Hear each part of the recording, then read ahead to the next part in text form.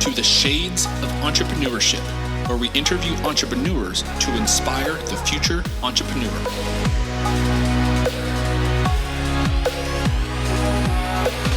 I'll be your host, Mr. Gabriel Flores.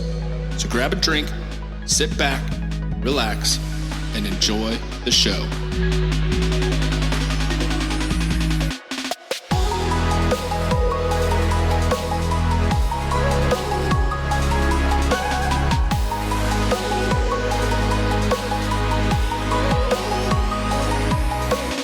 My next guest is a serial entrepreneur with 5 privately owned brands, over 300 employees, and tens of millions of dollars in annual revenue. Please welcome the CEO and co-founder of Undigital, the first unboxing experience platform, Ryan Millman.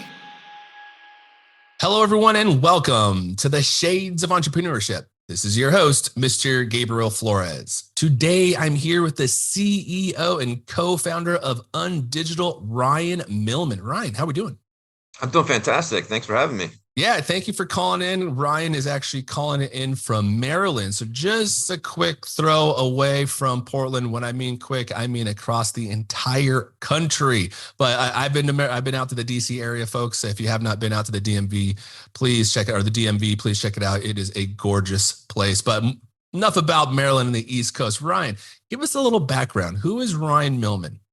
Yeah. Well, my story kind of starts, as sort of a young kid. I was always into athletics, was not into school. And so along the way, I think my parents were quite concerned about me. Didn't do very good in my schoolwork. I got into college, went out to school in Arizona, beautiful college. I was the kid in the back of class, not paying attention to what the teachers were saying, but instead dreaming up ideas and sort of sketching out business models of potential companies I could come up with to sort of go out on my own and become an entrepreneur. The fabric of I'd say my career has always been around. The funny part is that education was not a very important part of my childhood, but education has kind of become a staple and a hallmark for me as I've been able to grow my businesses. Became a student of learnings and really dove into every book, every podcast out there, to figure out how could I really create a successful company. Started my first company when I was 21. At the time, the search engines were Hotbot and Lyco, so very early days. Was really excited. It took me several years to get the first company going, but subsequently I've started many companies, started 5 companies, got about 300 overall employees in the organization. High level, we were able to build the company from just a couple $1,000s to $50 million a year in annual revenues, and get to work on some really fun things. Man, that is it. That is pretty phenomenal. I think that's probably most entrepreneurs' dream, is to be able to scale their business to a $50 million in recurring revenue. I know that would definitely be one of my aspirations, certainly. Now, let's talk a little bit about Undigital. It's actually really cool because essentially you're kind of helping support small businesses think about branding. So tell us a little bit about what Undigital is. Yeah, Undigital is really exciting. We own several e-commerce companies, and I've got about 100,000 square feet of fulfillment space where we ship out all these orders. And e-commerce is just this massive industry. There's 40 billion packages a year that are getting shipped out worldwide. And the marketer in me, we know what marketing best practices look like. In marketing, it's all about relevancy, the relevancy of the message, getting the right message to the right customer wherever they are. If you think about the package going out to a customer, that is a touch point. It's a very important touch point in e-commerce.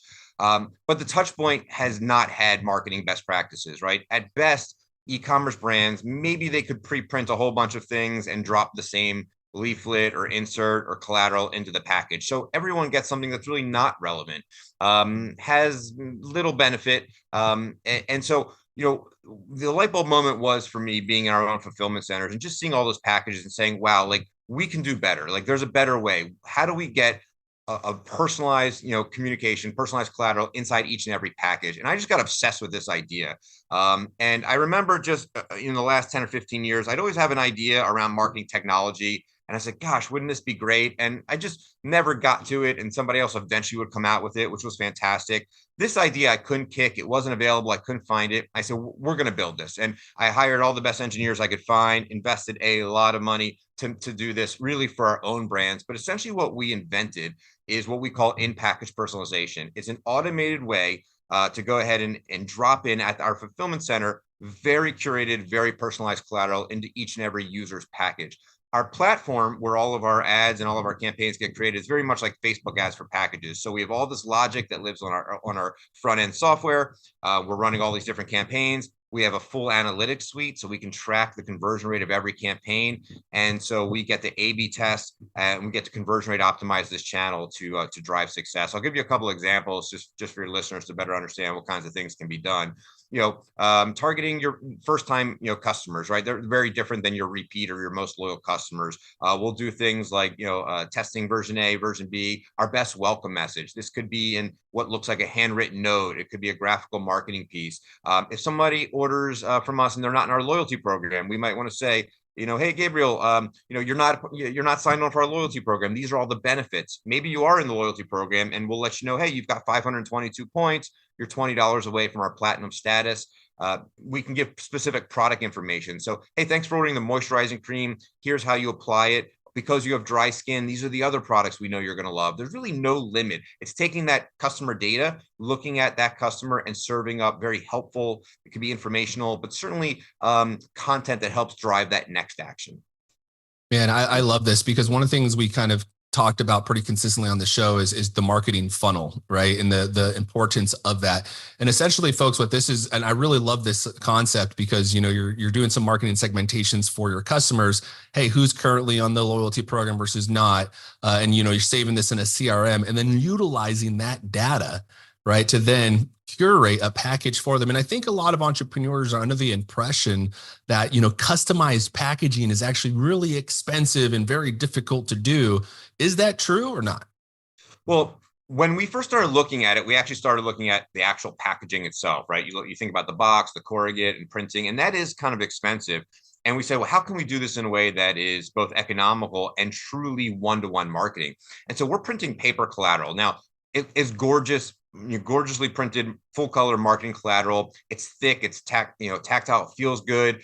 It can be in the format of a brochure. It could be an individual insert. It could be what looks like a handwritten note. And so it's an economical way to do this at scale. And it's an automated process for us. You mentioned the data. So, brands connect their CRM to us automatically. So let's say you have Shopify. We have an app. It takes about 5 minutes. Your data flows in, and then you get to create all of this different logic that lives in the digital platform.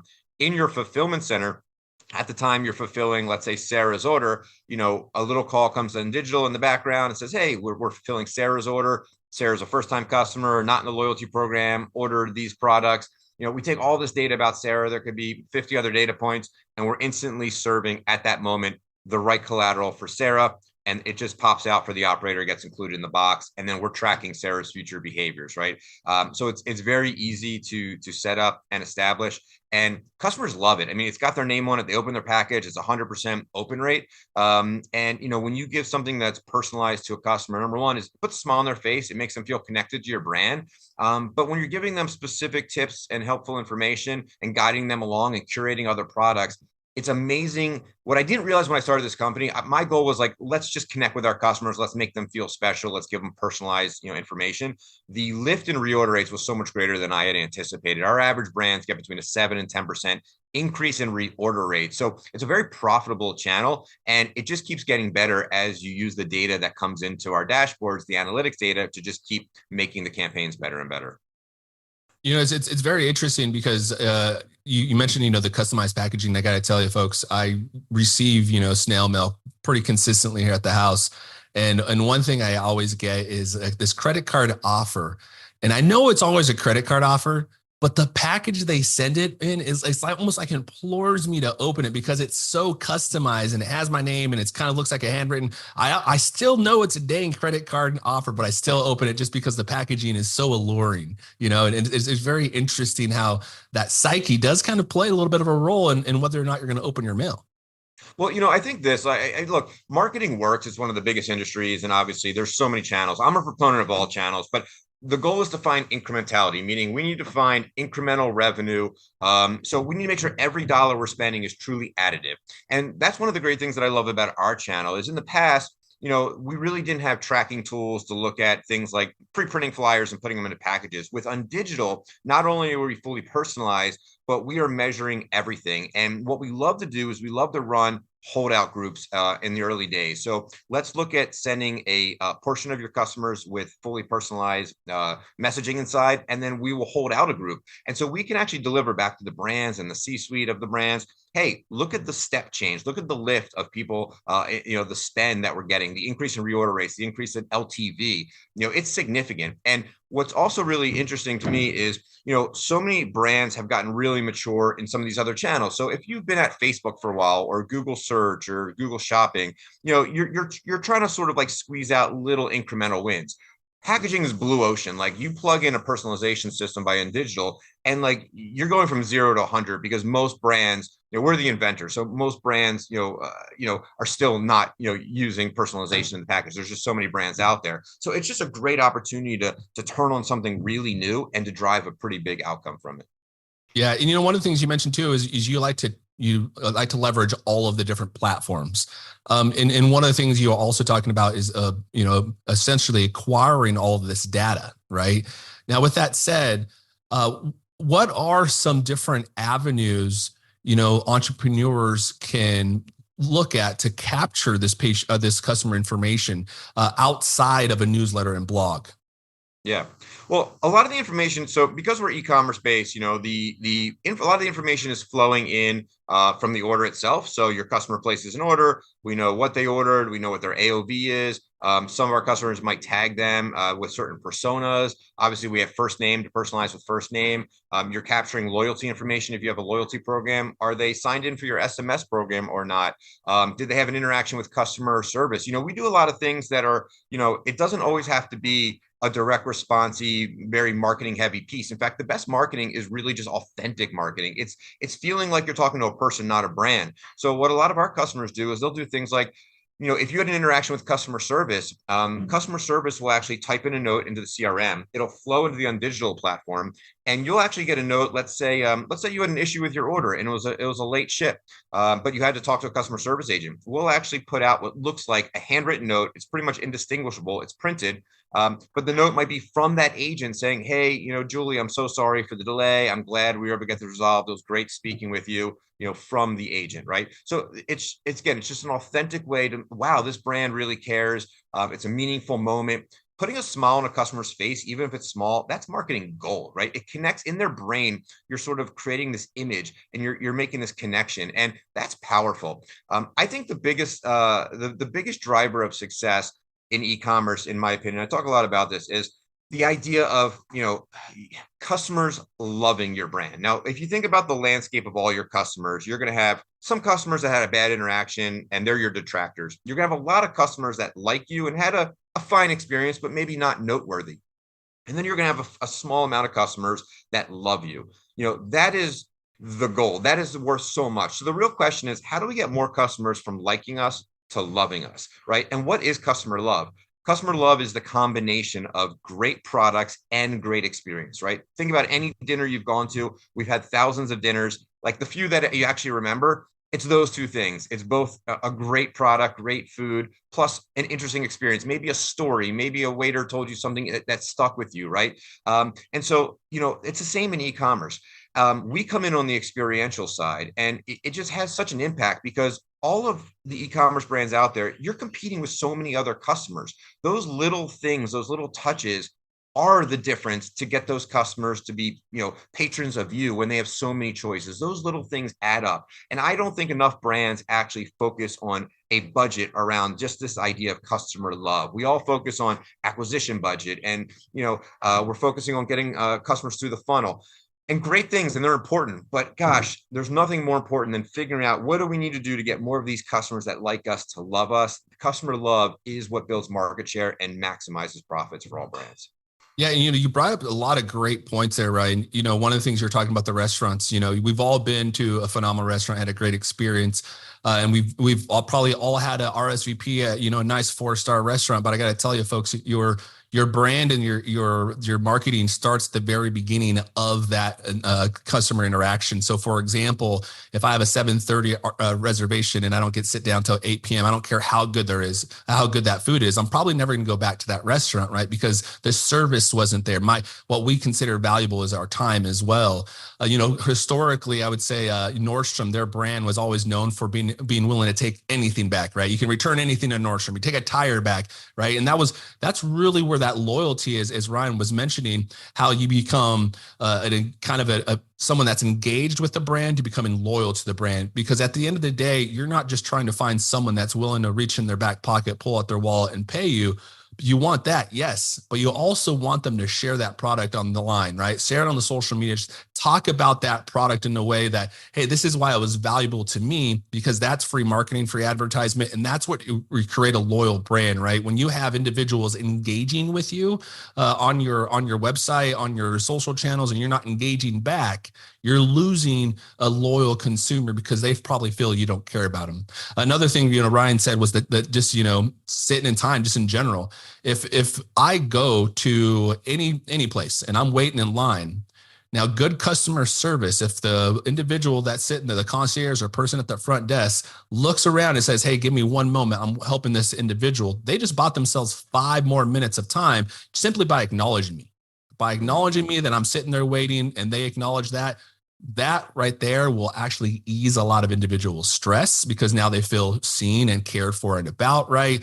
And that's, again, going back to that customer service piece, creating that loyal customer. It really does start with the frontline employees, and it's a top-down approach. Your leadership has to really be involved and ingrained into the customer experience, and making sure that that customer experience is flawless, because that is actually the brand. Right? At the end of the day, that's what they're going to remember the brand as.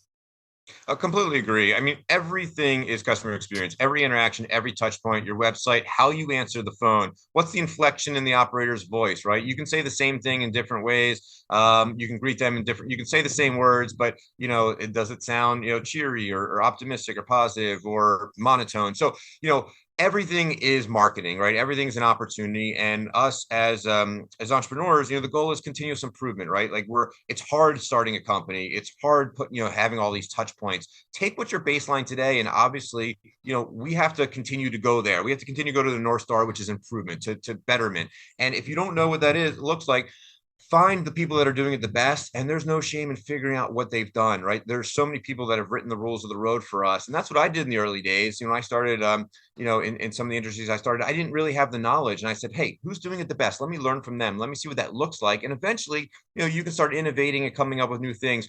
You don't have to invent everything, right? A lot of stuff is out there. There's a lot of knowledge. We have more knowledge available to us than we ever have. But the goal is to continuously improve. I think one of the tangible things that businesses can do today, and going back to this idea of we're offering services. Again, we've got customers that are enjoying our service at different levels. Maybe you don't really know what you need to do to sort of improve. There's nothing more powerful than, I'd say, surveying the customers that like you, right? The ones that hate, are not happy, you're not going to get them to come back. You've already got this group of customers that are really loyal. Those loyal customers are probably a significant portion of your revenue. Let's look at this biggest swath here, right? How do we get more of these customers in the middle?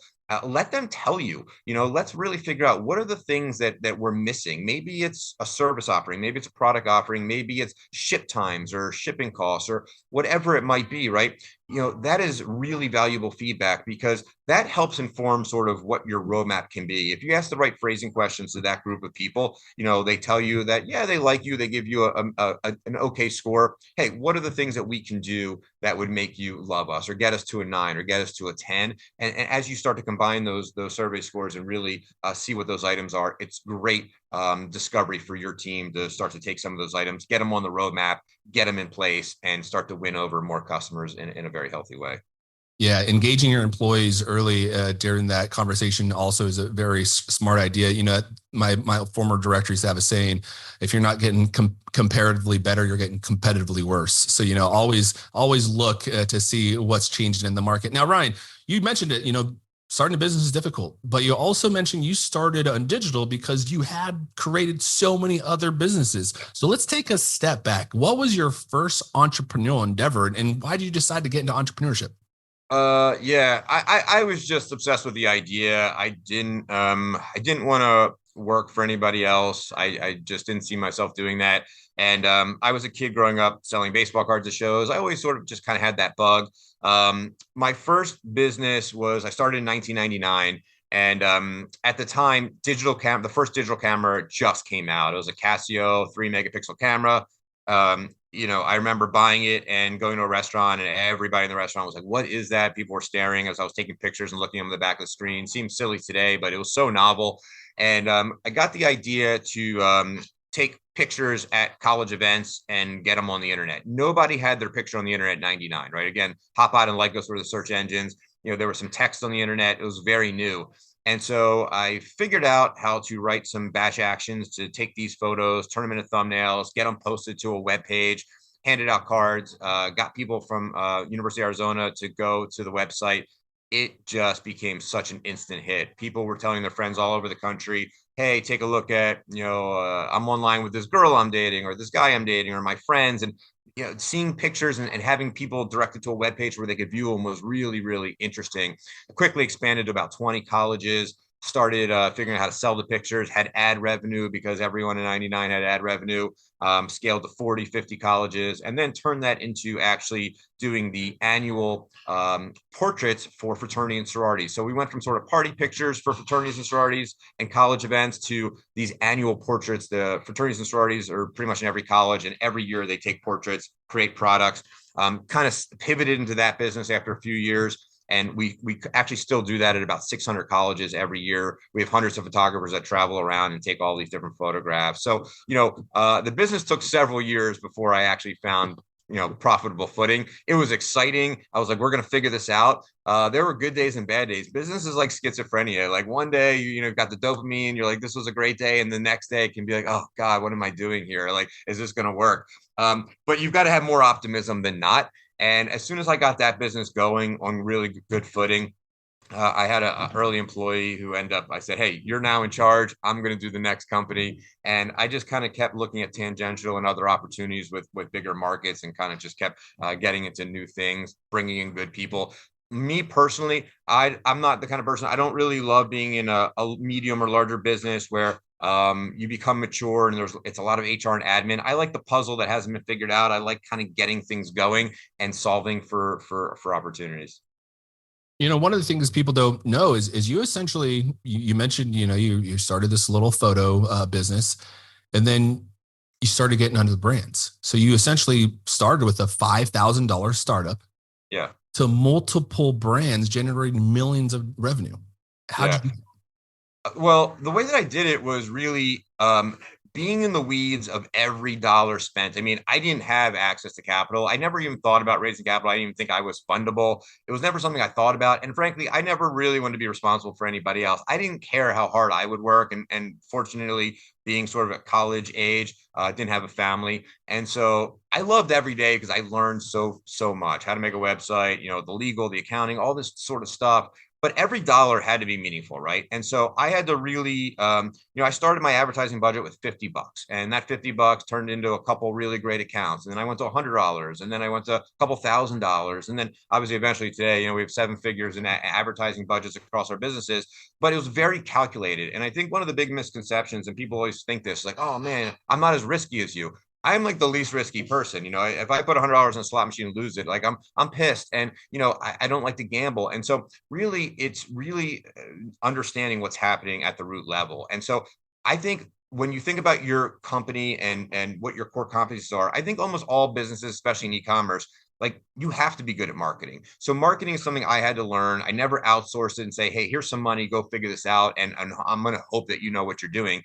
I literally studied, became a student of the game. So going back to the education, I love learning, but I was passionate about this as opposed to sort of a traditional schooling. And every day I read a little bit more. I tried to find a nugget, but I did the work. I went into Google AdWords. I tried to figure out, all the best ways to drive the channel, and I got it going, got the engines working. It's all about building profitable engines in marketing, and scaling your dollars appropriately. So, when you have a little bit of money, you can only grow so much, but we started to get some movement, right? We started to use what we had, the few $1,000s, it turned into more. As the cash flow comes in, it does get easier, but it took years and years and years to get, really get to like a decent point. And as we got more chips, we were able to sort of make bigger investments, but the thesis never changed. The investments never got more risky. They were just bigger dollars, but they had bigger return profiles, bigger opportunities. So things kind of get sweeter as you go, but the early days are super hard. And the best advice is, you just got to get through it. You got to get through it with optimism. You got to bring optimism to your entire team. You can't do anything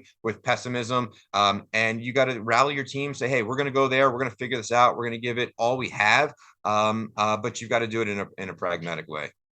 Yeah, and I really love what you said in regards to, going out and just reading and listening to a bunch of podcasts, because folks, there's a lot of free education out there from a business acumen perspective that is available to you at the tip of your fingers. In fact, no other time than right now have we had probably more information in our front pocket, right, in our phone than ever any other time before. As Ryan was saying, he used to take actual photos and then go and upload them, make them with thumbnails. And now, you take a photo on your phone and it's automatically on your computer, right? So take the advantage of the education that we have available. And Ryan, one of the things you also mentioned was funding. What key lessons did you learn from funding and growing your privately owned businesses?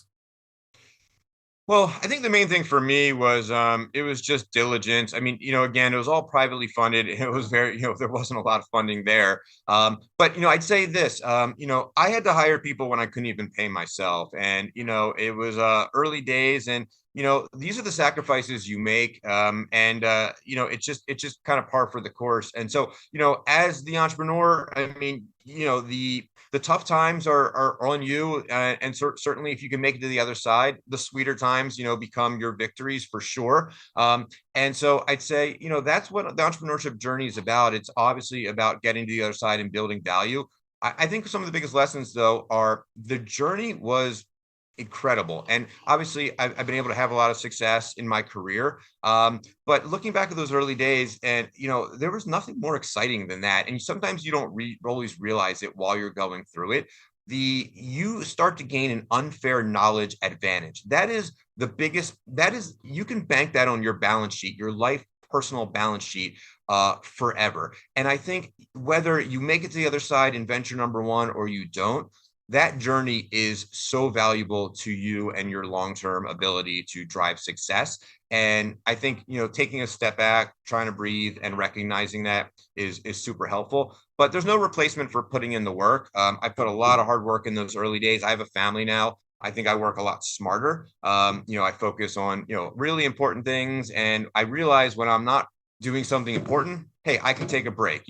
I used to feel like I could never take a break. I'd feel bad if I went out to do something that was for a personal day. I think one thing I'd like to share sort of with the group, because I think this is sort of a topic that doesn't get talked about enough, is that, all of us have good days and bad days, and there's a mental struggle that so many have, and it's completely normal. If every day everything's perfect, gosh, I'd like to meet that individual. It's rarely discussed, but entrepreneurship is a really difficult, path. And I think one thing that's really helpful is to have this conversation with your entire team. A lot of times us as the entrepreneur, we take it all on and we don't want our team to feel like anything's ever wrong. I actually like to take the opposite approach and just say like, hey, it's okay to tell me when you're having a bad day, because I'm going to have bad days too, right?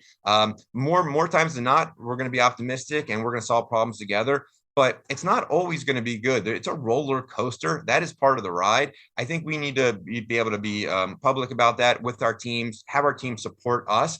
Don't feel like, everything is on you and you're the only person that's sort of, having a rough day. It's very hard to internalize that. So definitely have outlets. Believe me, there's others around you that are going through it, other entrepreneurs. I'm sure people in your company are dealing with tough times. Startups are hard and they take a lot of people with a lot of grit and determination. But you're definitely not in it alone.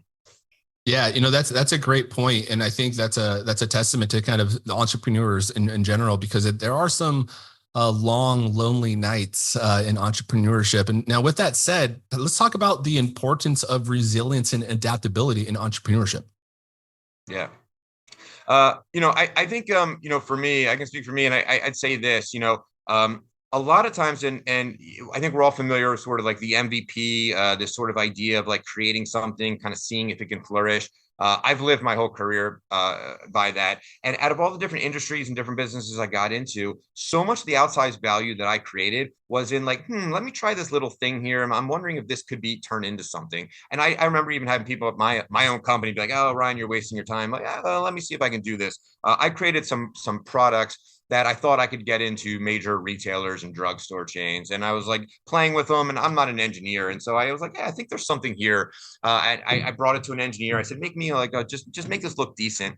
March my way into Walgreens. And now, we have products in every drugstore in the country. And so you never know what's going to become something. So you constantly, change is sort of the only constant. Like everything you're doing is about an evolution. And you've got to be able to sort of go with the times, right? And so I think that's been a core part of our DNA, and my DNA is to always look around, seeing what's next. And, a lot of the things that you started doing, like they might not be the thing that's going to sort of drive your long-term success. And that's okay. I think the ability, there's obviously a great quote out there that some of you might have heard. I mean, there's really two things that drive top line revenue for any business, and it's innovation and marketing. And those are the two things. All the other parts of our business are cost structures, right? Our accounting, our customer service, our manufacturing, our operations.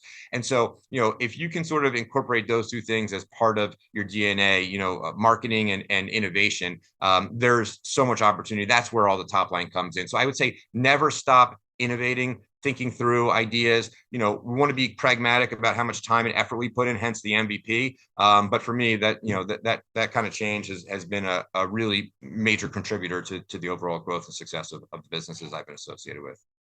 Nice. Now I'm going to ask a bit of a deep question. What would you say is one of the biggest mistakes you made as an entrepreneur? Oh, that's easy for me. I was I had acquired some products. They were actually in the photo space. They were I found some amazing new products that were innovative and inventive. And I said, wow, I want to buy this company. I want to be the sole rights. I want to manufacture these. They were brand new. Nobody had them. And I was just like, I think this could be big. Went out to local shows. I met with executives at like all the major companies, the Kodaks, the Fujis, all the companies that would ultimately distribute this product for me. And they're like, Ryan, this is a home run. This is an amazing product. We've never seen anything like it. So what did I do next? I went ahead and I started building out this factory to get ready to make this product, right? Spent a ton of money. It was actually 7 figures. We invested. All right, world, here we are. We've got the product. And people didn't want to buy it. Everyone said they wanted to buy it, but people actually weren't putting down their credit card, various reasons. And I'm sitting here scratching my head. Well, I got this whole factory, ready to go. And so, that's sort of the departure from the MVP model is, you're sort of scaling the business prior to actually people paying for it. And so as excited as we get as entrepreneurs, we come up with an idea where like, it makes so much sense in our head. Like people are going to want this. Are people going to pay for it? Let's get a small number of people to pay for something. Let's get the feedback loop going. Let's iterate the product. Let's bring back the right product to the market that more people are willing to pay for. Let's get a working revenue model that makes sense, and let's scale appropriately. So for me, it was definitely scaling in advance. We were actually able to take that particular company, pivot to other products, and actually drive outside success. But it took a while, and it was a lesson that I've always learned and will not make again in the future. So a valuable lesson for sure. Yeah. Folks that are out there that think that, I don't need to go through this process. I don't need to find an MVP. I got to tell you, Mac, their first product they came out with was a complete flop. Their computer, it was actually way ahead of its times. Nobody knew they needed this concept. And they came out with this massive computer and it failed. And then they went back and they realized, okay, we basically created a Ferrari when people are actually just asking for a bike right now, right? And so they kind of went back to the drawing board, and it took them almost a decade before they came out with a successful product. So again, even the most successful companies go through this process, and they have these moments, right? Now, Ryan, we went through one of the mistakes. What would you consider one of your biggest successes as an entrepreneur? Gosh, that's a great question. We've done a lot of really interesting things. I think for me, it's assembling the right team. At the end of the day, it's all people. So, there's process and there's people. You need great people to help ensure a great process. I'm very fortunate. I've got a great president who runs several of the divisions that we have. His name's Harvest Kramer. A shout out to him. He's been with me, gosh, almost since the beginning. It's hard for me to do what I do without people like him. And everybody listening here, if you are working with somebody, if you have employees, you are probably going to say people is the most challenging part. It is, because you're dealing with different personality types. How do you, as a leader, how are you effective with each person? How do you get the best outcome? How does each person, need to be communicated with? And it's not perfect. It's a fluid situation. There's people that are moving around. You're getting new people in. You have new hires. I think we've been really fortunate to have a really core team that's been with us for a long time, that's really believed in the vision, that's really helped make sure that the idea of customer love, like we're not coming to work every day to do something like, okay, like we're going to spend 40, 50, 60 hours a week. Like, let's be great. Let's try and be better than the rest. And let's put our best foot forward. You can't be successful ultimately without people that have that shared vision and mindset. So I'd say above all, that's the thing that really drives and makes everything work. And I think in addition to that, it's just this continued thirst for innovation, for ideation, for MVPs, for seeing where we can build value across any of the businesses or ideas we come up with. And they don't all work, but we've had a lot of great wins, and it's built, a really great company in a lot of industries. And so, I'd say that would be the feedback I would share. Yeah, folks, you got to make sure you have the right people on the bus. Like at the end of the day, Starbucks coffee isn't the greatest, folks, but sometimes and usually isn't always. And so when I order my Starbucks, I don't want it to be correct sometimes or usually. I want it to be correct always. And again, Starbucks isn't the greatest coffee in the world. I'll be completely transparent and say that. But with that said, I keep going back because of their service. I love being able to order on my app and it's there and it's consistently made correctly, pretty consistently. So I can't complain. But, also, again, hiring the right people is so important, as Ryan was saying, because, I think I mentioned this on the previous show. There's three type of people in the workplace, right? There's the engaged employee, there's the RIP employee, and there's the cave employee. So the engaged employee we all love, right? They come to work every day. They're engaged. They go a little bit beyond. They try to do more, right? Those are the people like Ryan mentioned his president, right? That he currently has. And then you have the RIP employee, the retired in place employee. I don't mind those folks, right? Because I can actually engage an individual who is retired in place to kind of come and do the bare minimum every day, and that's okay. But the ones that are very difficult are the cave employees. They're constantly against virtually everything.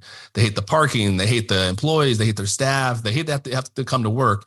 And the reason those individuals are so difficult is because when you hire a new employee, it's the cave employees that will actually be the ones training them sometimes. And what are they training them on? Right? They're training on how much they hate the job, how much they hate their coworkers and all these other things. So making sure you have the right people on the bus is just as important. And as Ryan said, it kind of comes from the top down. Ryan is engaging his staff and saying, hey, these are the issues we're going through. And this is what I'm personally going through as well.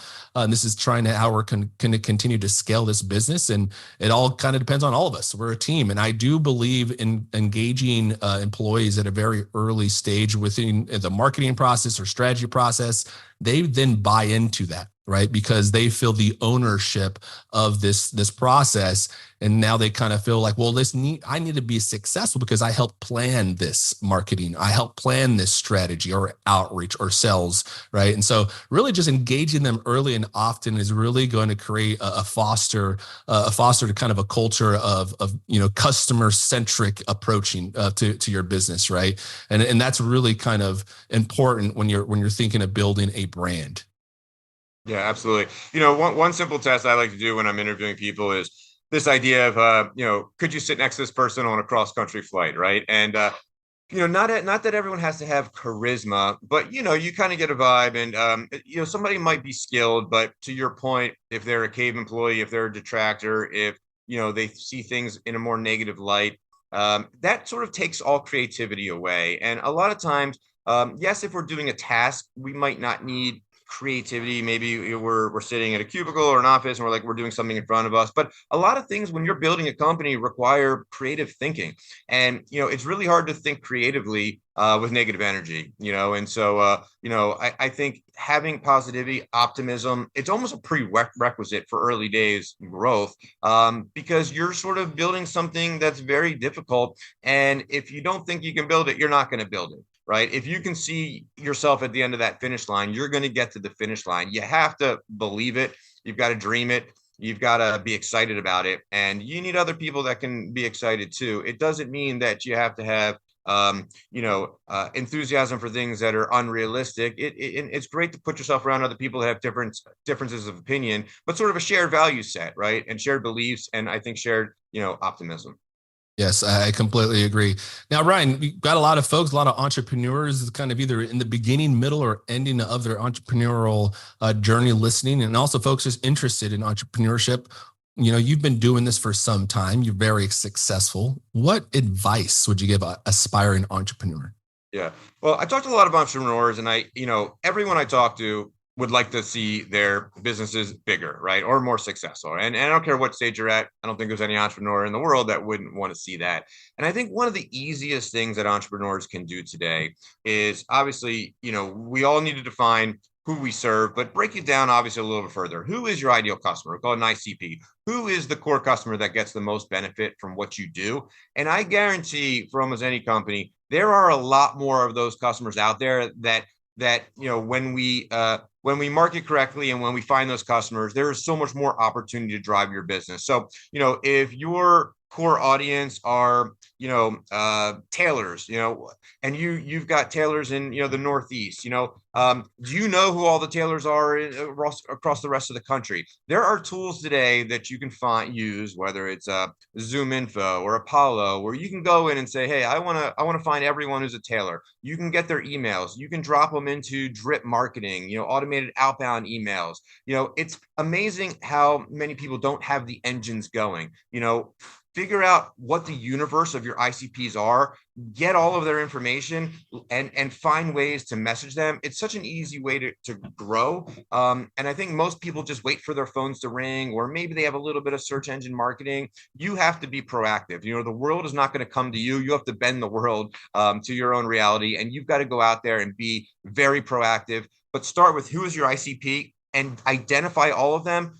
Get their contact information, figure out how to message them, advertise them. It's very easy to grow when you deliver the right message to that ICP. So we want to be narrow. We don't want to be like, oh, everyone's a customer, but let's deliver them the right message wherever they are. But certainly start with discovery. I think that's just an easy way to get your business moving in the right direction.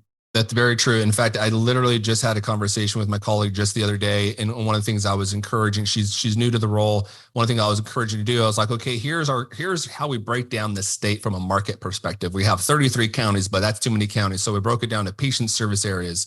So within these zip codes, this is where these zip codes primarily go receive patient care for. Now, with these patient service areas, what I want you to do is I want you to go and identify all the pediatric clinics within those areas. So now once we understand that, okay, now we understand, okay, who's the market? Then what we'll do is we'll actually put some payers mix into it.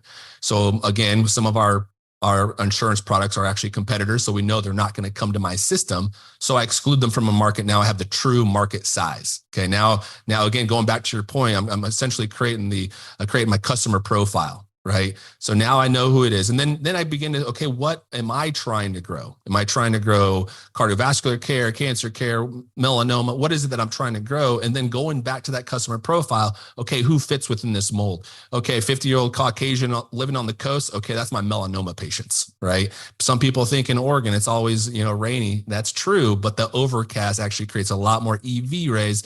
So you actually get a lot more melanoma out here in this coastal region. And so again, just understanding your market, understanding what it is that you're trying to accomplish as well within that market is very important. That's the discovery stage. And once you kind of get to that point, then you begin to understand, okay, what do your customers consider valuable? Because again, you can't create value. Your customers already know what's valuable to them. You're just trying to amplify that value in a way that brings them back to becoming a loyal customer.